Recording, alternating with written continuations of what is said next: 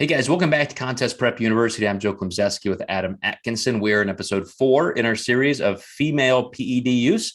And we're going to start talking about cycle design, what you may consider.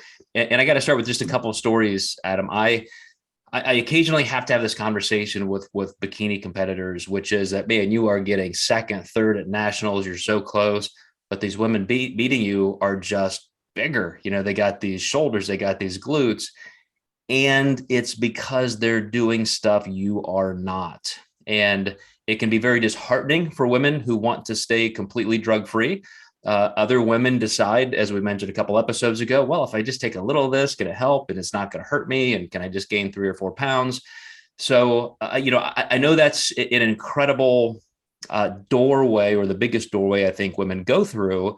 But if you were, knowing what you know, going to create the perfect cycle for a female bikini competitor or figure competitor, what would that look like? Yeah, so there's a few considerations. You want to look at some health markers first. More than likely, you want to make sure, if they have high liver enzymes, you don't want something that goes through a hepatic portal and causes toxicity. So you might want to be careful. And just because something is injectable does not mean that it does not pass through the liver. So that's something that a lot of people don't understand. Selecting the compound based on lab, and then also maybe what phase of prep they're in. So if a female is in a contest prep, they might want to look more into the altered like DHT group, where if they're in the off season, they could certainly consider a low dose 19 nor. I'll also say that depends on experience, because then you're going to get an injectables, or you could go more testosterone based, like a Turinabol or something like that if you're in the off season, which is very similar to Anavar. It's just a little bit more of a wet compound. Since it's altered from Anavar, it holds a little bit more water than VAR does. So, I would say that that's really important.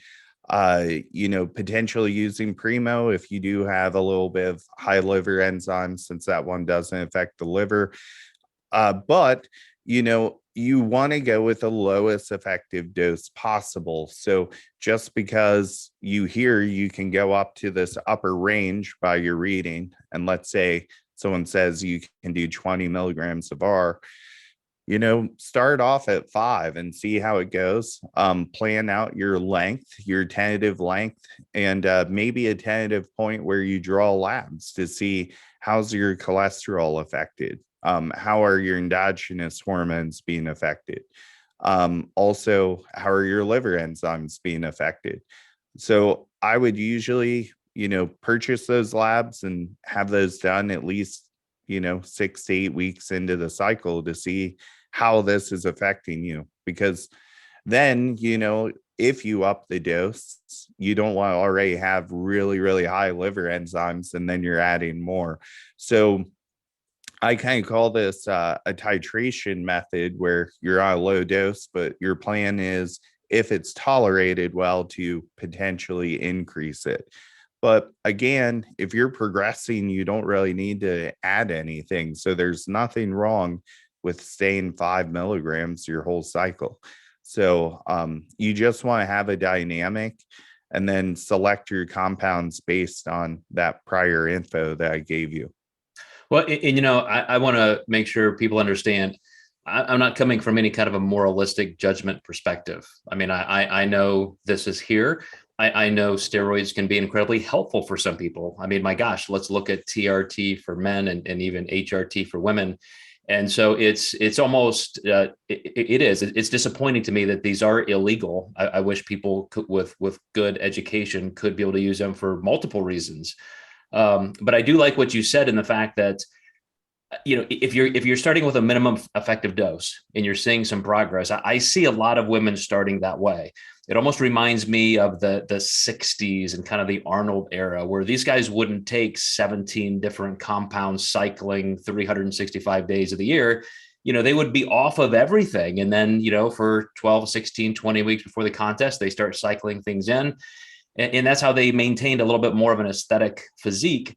Now, of course, it's more. So when you get into, even as a bikini competitor, starting to worry about how you're going to cycle in things through the off season, let's get my hip thrust up to 900 pounds and I want to squat 400 pounds. And then I'm going to get on stage in these dainty little heels and pretend like I'm a feminine model. I mean, that's where I'm afraid some of bikini can go, because it seems like every division goes that direction. We keep trying to bring back a feminine element and increasing and creating an entire new category. And yet we just keep pushing the envelope farther. So do you see, I'll wrap up this episode with this question. Do you see an upper limit of what a bikini competitor should be even considering doing when it comes to PEDs? Oh, absolutely. And, also too, like it really comes down to, for me, there's a moral thing of teaching that I want to be able to sleep at the end of the night. And it would just horrify me to have someone's face change or their voice change and be permanent. And they just wish they'd never even, considered competing. And luckily that's never happened to me, because, we teach these practices to our clients. But, I've seen accidents happen, and that's what made me study this more, because I was very afraid to even get into it. And I've always had a very conservative stance with it, where less is more. The more you use, the more your body, takes in stress, for sure. You start getting high liver enzymes because your body's not detoxifying well. You start taking more, now you encourage that to happen even more. And, your body just works harder. And that's where, are you really getting growth? Because now your body's focused on, trying to heal your liver, essentially, when it can't, because you keep throwing this chemical in. So more really is not more. And that's the biggest thing to encourage people. And that's, kind of bringing up a guy. If you saw the overall winner at nationals, Carlos Thomas Jr., everyone keeps saying he looked so fresh. He looked like he hasn't done a lot to get there. And that's what people mean. And, his body wasn't stressed, because that guy's a genetic freak and he really didn't need a lot to get there. Mm-hmm. Well, we are going to wrap up this series talking about health considerations and even maybe leading off with cycle adjustments. So guys, stay tuned, and we'll be right back with episode 5 to just finish this series on PED use for female competitors.